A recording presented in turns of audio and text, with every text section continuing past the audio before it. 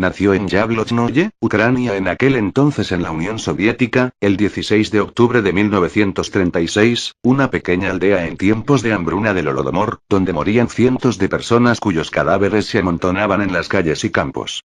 Mientras su padre Román Chikatilo cayó prisionero de guerra por los nazis, la madre de Andrei, Ana Chikatilo, le contaba a menudo a él y a su hermana menor que a su hermano mayor Stepan lo habían raptado para comérselo. Chikatilo quedó traumatizado por la historia de su hermano, pero aquello era muy común en esos duros años. Este hecho marcaría notablemente al niño, quien se sentía en esos momentos más solo que nunca. De hecho, no existe ningún documento que informe acerca del nacimiento o muerte de Stepan, pero la manera en cómo su madre se lo contaba hacía que la historia pareciera verídica. En la escuela era muy introvertido, incapaz de aceptar su miopía, sus primeras gafas las tuvo a los 30 años, y padeció enuresis nocturna hasta los 12 años.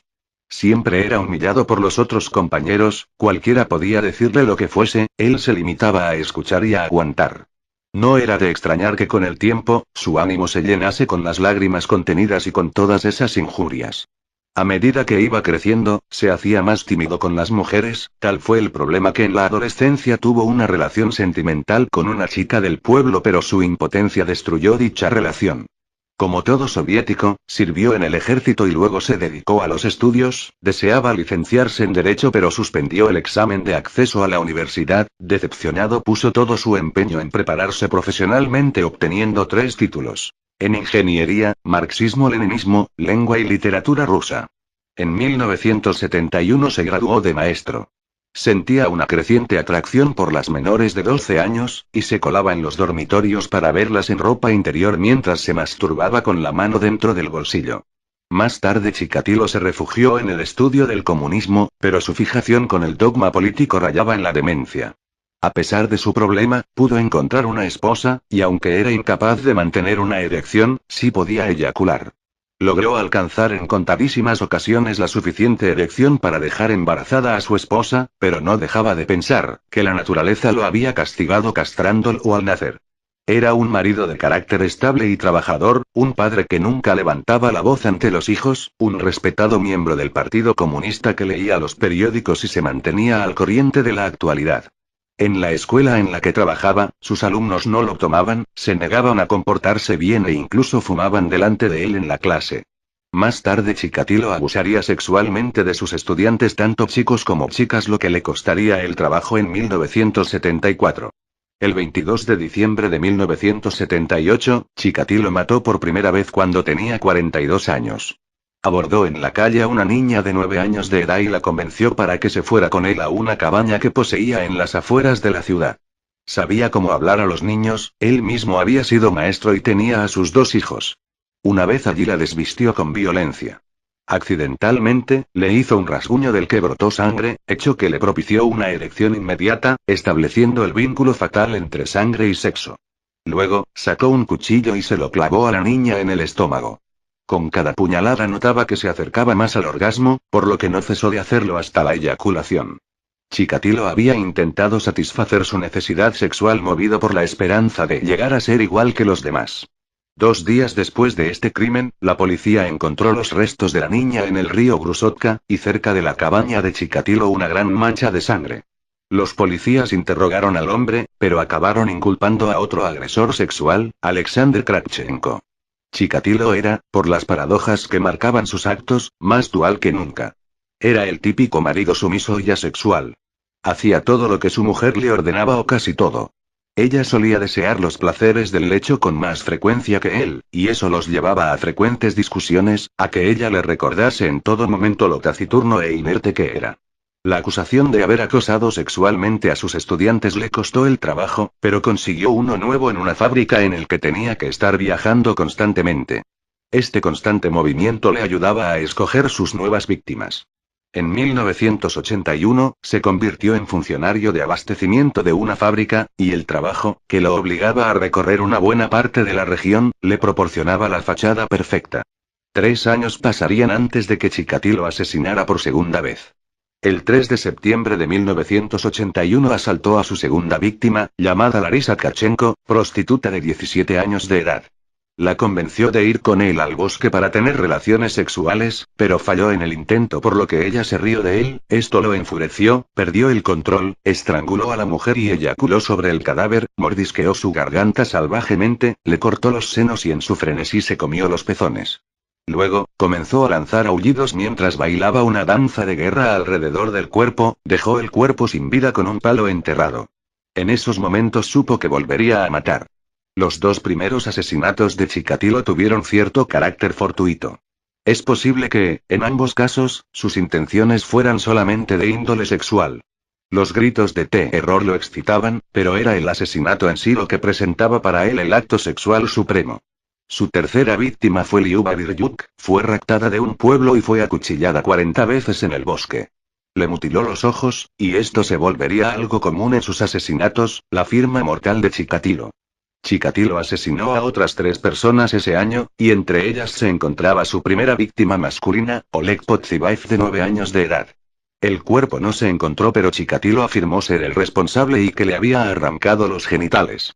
La prensa estaba enloquecida con el asesino en serie, el modus operandi era siempre el mismo, sus víctimas siempre se encontraban en los bosques, con indicios de violencia y sadomasoquismo, y en ocasiones les faltaban miembros a las víctimas.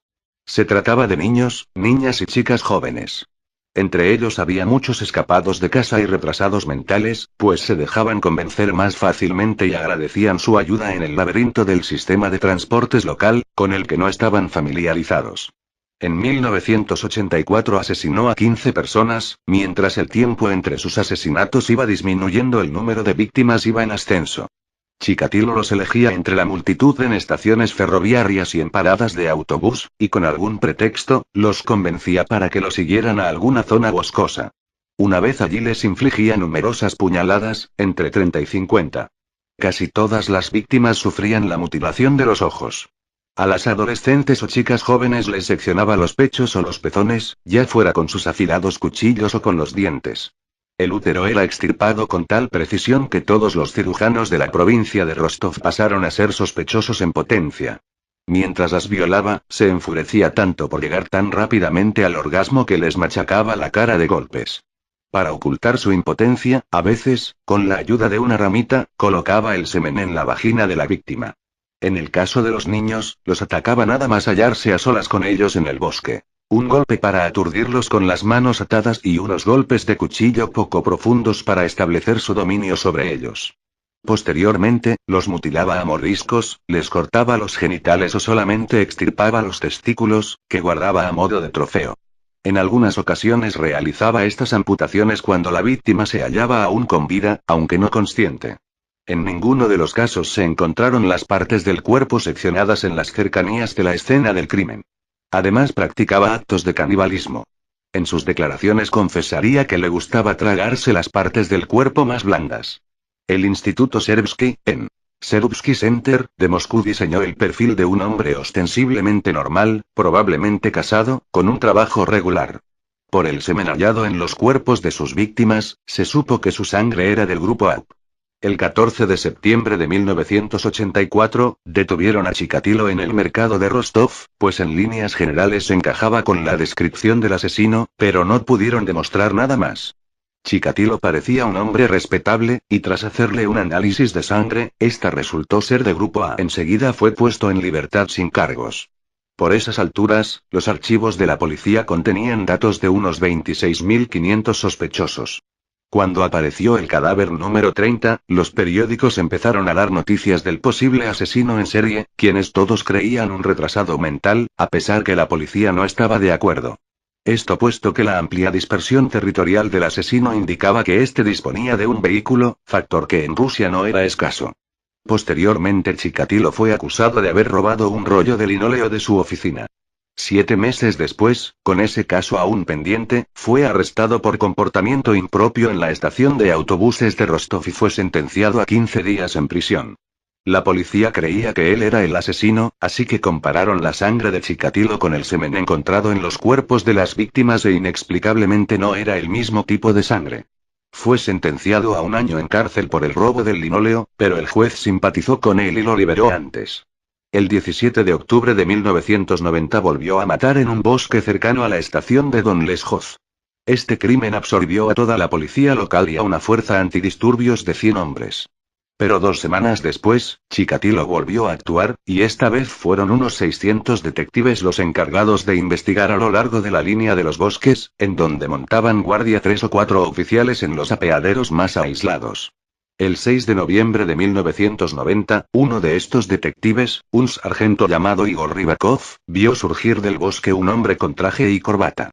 Mientras observaba cómo este se lavaba las manos en la fuente, advirtió que tenía un dedo vendado y una mejilla manchada de sangre.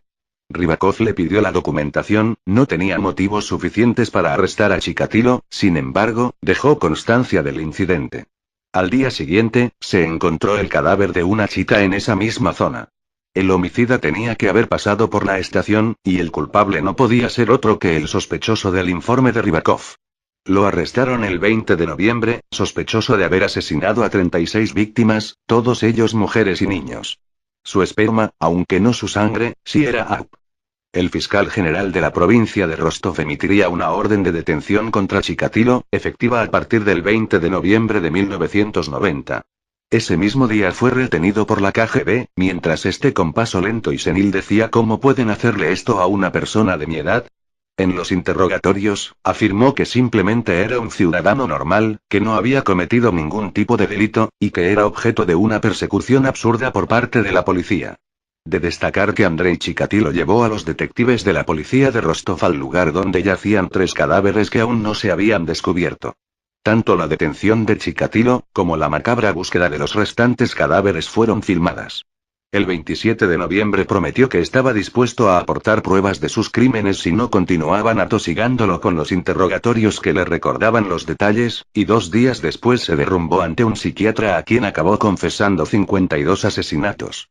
Posteriormente, guió a los investigadores a los distintos lugares con la esperanza de que el número de muertes lo convirtiera en un espécimen de estudio científico. Escribió una declaración firmada para el fiscal general, que decía: me detuvieron el 20 de noviembre de 1990 y he permanecido bajo custodia desde entonces. Quiero exponer mis sentimientos con sinceridad. Me hallo en un estado de profunda depresión, y reconozco que tengo impulsos sexuales perturbados, por eso he cometido ciertos actos. Anteriormente busqué ayuda psiquiátrica por mis dolores de cabeza, por la pérdida de memoria, el insomnio y los trastornos sexuales. Pero los tratamientos que me aplicaron o que yo puse en práctica no dieron resultados. Tengo esposa y 2 hijos y sufro una debilidad sexual, impotencia. La gente se reía de mí porque no podía recordar nada. No me daba cuenta que me tocaba los genitales a menudo, y solo me lo dijeron más tarde. Me siento humillado. La gente se burla de mí en el trabajo y en otras situaciones. Me he sentido degradado desde la infancia, y siempre he sufrido. En mi época escolar estaba hinchado a causa del hambre e iba vestido con harapos. Todo el mundo se metía conmigo. En la escuela estudiaba con tanta intensidad que a veces perdía la consciencia y me desmayaba. Soy un graduado universitario. Quería demostrar mi valía en el trabajo y me entregué a él por completo. La gente me valoraba pero se aprovechaba de mi carácter débil. Ahora que soy mayor, el aspecto sexual no tiene tanta importancia para mí, mis problemas son todos mentales. En los actos sexuales perversos experimentaba una especie de furor, una sensación de desenfreno. No podía controlar mis actos. Desde la niñez me he sentido insuficiente como hombre y como persona. Lo que hice no fue por el placer sexual, sino porque me proporcionaba cierta paz de mente y de alma durante largos periodos. Sobre todo después de contemplar todo tipo de películas sexuales. Lo que hice, lo hice después de mirar los vídeos de actos sexuales perversos, crueldades y horrores. Lo que la policía dedujo de esta declaración, es que el asesino trataba de buscarse una posible salida alegando una enfermedad mental, una obsesión de tratamiento psiquiátrico. Los psiquiatras del Instituto Serbsky, no obstante, lo veían como un sádico prudente que no sufría ningún trastorno que pudiera impedirle ver que sus actos estaban mal, que eran actos premeditados. Por esa razón, en octubre de 1991 se dieron a conocer sus conclusiones, diagnosticando que el asesino estaba legalmente cuerdo. El juicio de Andrei Chikatilo se inició en abril de 1992 y duraría hasta octubre de ese mismo año. Con la cabeza rasurada, presenció su juicio desde un cubículo de metal para mantenerlo a salvo de la multitud enfurecida. El primer día deleitó a los fotógrafos esgrimiendo una revista porno, pero más tarde, abatido, se quitó la ropa y meneó su pene gritando: «Fíjense qué inutilidad. ¿Qué piensan que iba a hacer con esto?». Los jueces no dudaron en anunciar el veredicto que habían nominado. El 15 de octubre de 1992 fue sentenciado a la pena de muerte, y ejecutado de un tiro en la nuca en la prisión de Rostov-del-Don el 14 de febrero de 1994. Todos se han cambiado el apellido adoptando el apellido materno, Odnachev. Su viuda, Eudocia o Teodosia Odnachev, Chikatilo, nacida en 1939, trabajó como jefe de un jardín de infancia, tuvo que dimitir después de saberse lo que hizo su marido. Formalmente se divorciaron en 1989. Trabaja en un mercado local de Kharkov. Su hija, Lyudmila, nacida en 1965, se casó en 2 ocasiones y dio a luz, está apartada de la vida pública. Su hijo, Yuri Odnachev, Chikatilo, nacido en 1969, combatió en Afganistán en Kandahar. Fue herido y estuvo 2 meses en la cárcel por robo de lanzacohetes por valor de $10.000 y su venta de vietnamitas, le dieron 2 años de libertad condicional. Trabajó en una fábrica en Novocherkassk. Después se mudó de Novocherkassk al distrito Pervomaisk, en las afueras de Kharkov, para vivir con su madre a finales de 1990. Aquí fue condenado en 1996 a 2 años de prisión por extorsión de uno de los empresarios locales. En 1998, 4 meses después de quedar en libertad, cometió un robo y volvió a ingresar en prisión por otros 6 años más. En 2004, decidió comenzar de nuevo y abrir su propio negocio. Yuri Odnachev fue acusado de intento de asesinato. Según la NTN, a las 7:20 del 9 de abril de 2009, un hombre no identificado fue internado en un hospital en Kharkov, Ucrania, con heridas de cuchillo en la mano izquierda y el abdomen. El herido era un adicto a las drogas de 30 años de edad, que afirmó que un conocido lo había atacado. Se encerró en el coche de su atacante y se dirigió al hospital, mientras se encontraba al borde del shock. Yuri Odnachev declaró que no atacó al hombre herido y que el adicto a las drogas le robó su coche y estuvo involucrado en algún altercado después de eso. Se sabe que Odnachev tiene una larga historia de conflictos con la víctima del ataque. Él no oculta que es el hijo de Andrei Chikatilo, al contrario, se siente orgulloso y celoso de su fama. No cree que su padre matara a 52 personas, cree que le imputaron asesinatos sin resolver. Yuri tiene un hijo llamado Andrei Odnachev, en honor a su abuelo.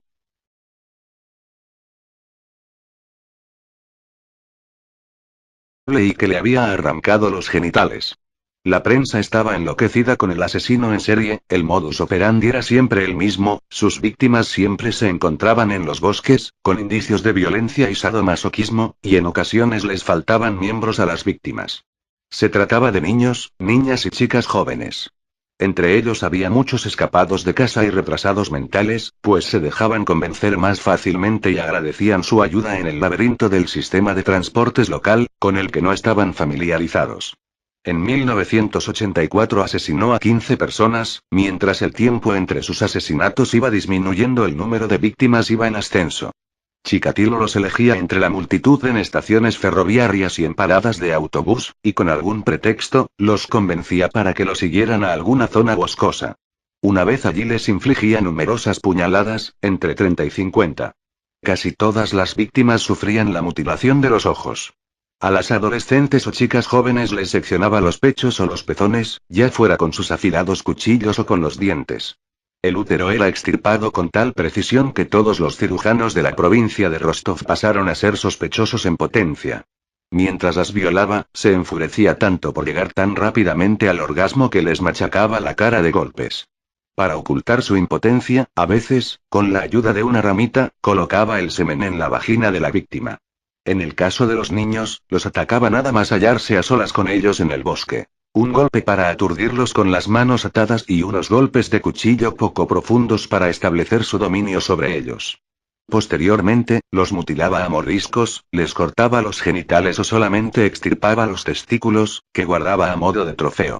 En algunas ocasiones realizaba estas amputaciones cuando la víctima se hallaba aún con vida, aunque no consciente.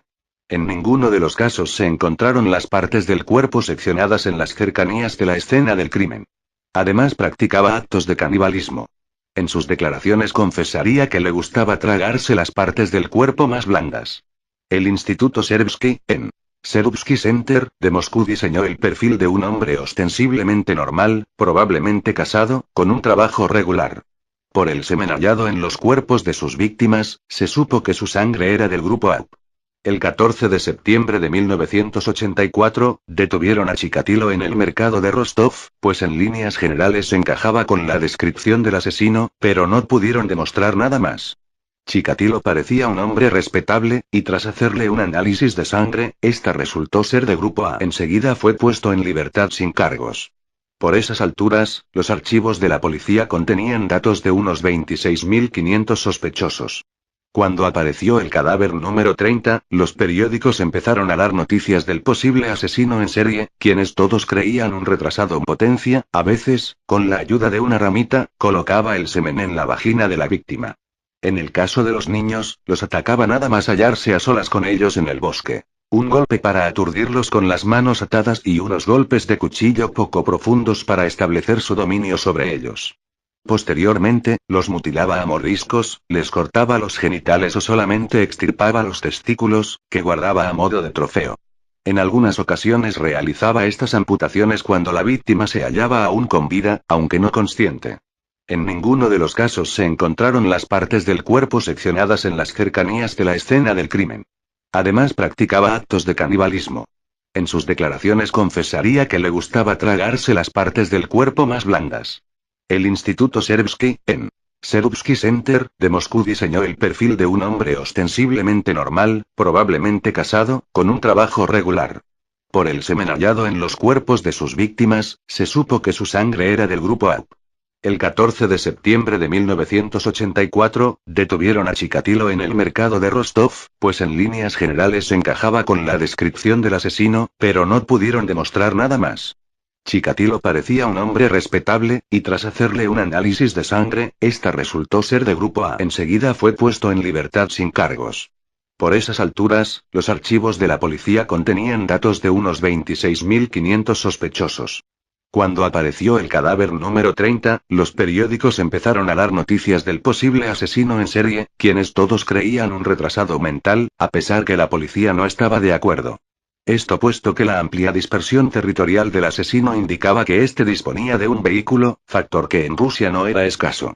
Posteriormente Chikatilo fue acusado de haber robado un rollo de linóleo de su oficina. 7 meses después, con ese caso aún pendiente, fue arrestado por comportamiento impropio en la estación de autobuses de Rostov y fue sentenciado a 15 días en prisión. La policía creía que él era el asesino, así que compararon la sangre de Chikatilo con el semen encontrado en los cuerpos de las víctimas e inexplicablemente no era el mismo tipo de sangre. Fue sentenciado a 1 año en cárcel por el robo del linóleo, pero el juez simpatizó con él y lo liberó antes. El 17 de octubre de 1990 volvió a matar en un bosque cercano a la estación de Don Leshoz. Este crimen absorbió a toda la policía local y a una fuerza antidisturbios de 100 hombres. Pero 2 semanas después, Chikatilo volvió a actuar, y esta vez fueron unos 600 detectives los encargados de investigar a lo largo de la línea de los bosques, en donde montaban guardia 3 o 4 oficiales en los apeaderos más aislados. El 6 de noviembre de 1990, uno de estos detectives, un sargento llamado Igor Rybakov, vio surgir del bosque un hombre con traje y corbata. Mientras observaba cómo este se lavaba las manos en la fuente Agvirstituta de 17 años de edad. La convenció de ir con él al bosque para tener relaciones sexuales, pero falló en el intento por lo que ella se rió de él, esto lo enfureció, perdió el control, estranguló a la mujer y eyaculó sobre el cadáver, mordisqueó su garganta salvajemente, le cortó los senos y en su frenesí se comió los pezones. Luego, comenzó a lanzar aullidos mientras bailaba una danza de guerra alrededor del cuerpo, dejó el cuerpo sin vida con un palo enterrado. En esos momentos supo que volvería a matar. Los 2 primeros asesinatos de Chikatilo tuvieron cierto carácter fortuito. Es posible que, en ambos casos, sus intenciones fueran solamente de índole sexual. Los gritos de terror lo excitaban, pero era el asesinato en sí lo que presentaba para él el acto sexual supremo. Su tercera víctima fue Liuba Biryuk, fue raptada de un pueblo y fue acuchillada 40 veces en el bosque. Le mutiló los ojos, y esto se volvería algo común en sus asesinatos, la firma mortal de Chikatilo. Chikatilo asesinó a otras 3 personas ese año, y entre ellas se encontraba su primera víctima masculina, Oleg Podzibaev de 9 años de edad. El cuerpo no se encontró, pero Chikatilo afirmó ser el responsable y que le había arrancado los genitales. La prensa estaba enloquecida con el asesino en serie. El modus operandi era siempre el mismo, sus víctimas siempre se encontraban en los bosques, con indicios de violencia y sadomasoquismo, y en ocasiones les faltaban miembros a las víctimas. Se trataba de niños, niñas y chicas jóvenes. Entre ellos había muchos escapados de casa y retrasados mentales, pues se dejaban convencer más fácilmente y agradecían su ayuda en el laberinto del sistema de transportes local, con el que no estaban familiarizados. En 1984 asesinó a 15 personas, mientras el tiempo entre sus asesinatos iba disminuyendo, el número de víctimas iba en ascenso. Chikatilo los elegía entre la multitud en estaciones ferroviarias y en paradas de autobús, y con algún pretexto, los convencía para que lo siguieran a alguna zona boscosa. Una vez allí les infligía numerosas puñaladas, entre 30 y 50. Casi todas las víctimas sufrían la mutilación de los ojos. A las adolescentes o chicas jóvenes les seccionaba los pechos o los pezones, ya fuera con sus afilados cuchillos o con los dientes. El útero era extirpado con tal precisión que todos los cirujanos de la provincia de Rostov pasaron a ser sospechosos en potencia. Mientras las violaba, se enfurecía tanto por llegar tan rápidamente al orgasmo que les machacaba la cara de golpes. Para ocultar su impotencia, a veces, con la ayuda de una ramita, colocaba el semen en la vagina de la víctima. En el caso de los niños, los atacaba nada más hallarse a solas con ellos en el bosque. Un golpe para aturdirlos con las manos atadas y unos golpes de cuchillo poco profundos para establecer su dominio sobre ellos. Posteriormente, los mutilaba a mordiscos, les cortaba los genitales o solamente extirpaba los testículos, que guardaba a modo de trofeo. En ambos casos, sus intenciones fueran solamente de índole sexual. Los gritos de terror lo excitaban, pero era el asesinato en sí lo que presentaba para él el acto sexual supremo. Su tercera víctima fue Liuba Biryuk, fue raptada de un pueblo y fue acuchillada 40 veces en el bosque. Le mutiló los ojos, y esto se volvería algo común en sus asesinatos, la firma mortal de Chikatilo. Chikatilo asesinó a otras 3 personas ese año, y entre ellas se encontraba su primera víctima masculina, Oleg Potsibaev, de 9 años de edad. El cuerpo no se encontró, pero Chikatilo afirmó ser el responsable y que le había arrancado los genitales. La prensa estaba enloquecida con el asesino en serie. El modus operandi era siempre el mismo, sus víctimas siempre se encontraban en los bosques, con indicios de violencia y sadomasoquismo, y en ocasiones les faltaban miembros a las víctimas. Se trataba de niños, niñas y chicas jóvenes. Entre ellos había muchos escapados de casa y retrasados mentales, pues se dejaban convencer más fácilmente y agradecían su ayuda en el laberinto del sistema de transportes local, con el que no estaban familiarizados. En 1984 asesinó a 15 personas, mientras el tiempo entre sus asesinatos iba disminuyendo, el número de víctimas iba en ascenso. Chikatilo los elegía entre la multitud en estaciones ferroviarias y en paradas de autobús, y con algún pretexto, los convencía para que lo siguieran a alguna zona boscosa.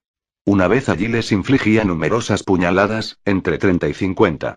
Casi todas las víctimas sufrían la mutilación de los ojos. A las adolescentes o chicas jóvenes les seccionaba los pechos o los pezones, ya fuera con sus afilados cuchillos o con los dientes. El útero era extirpado con tal precisión que todos los cirujanos de la provincia de Rostov pasaron a ser sospechosos en potencia. Mientras las violaba, se enfurecía tanto por llegar tan rápidamente al orgasmo que les machacaba la cara de golpes. Para ocultar su impotencia, a veces, con la ayuda de una ramita, colocaba el semen en la vagina de la víctima. En el caso de los niños, los atacaba nada más hallarse a solas con ellos en el bosque. Un golpe para aturdirlos con las manos atadas y unos golpes de cuchillo poco profundos para establecer su dominio sobre ellos. Posteriormente, los mutilaba a mordiscos, les cortaba los genitales o solamente extirpaba los testículos, que guardaba a modo de trofeo. En algunas ocasiones realizaba estas amputaciones cuando la víctima se hallaba aún con vida, aunque no consciente. En ninguno de los casos se encontraron las partes del cuerpo seccionadas en las cercanías de la escena del crimen. Además practicaba actos de canibalismo. En sus declaraciones confesaría que le gustaba tragarse las partes del cuerpo más blandas. El Instituto Serbsky, en Serbsky Center, de Moscú diseñó el perfil de un hombre ostensiblemente normal, probablemente casado, con un trabajo regular. Por el semen hallado en los cuerpos de sus víctimas, se supo que su sangre era del grupo A.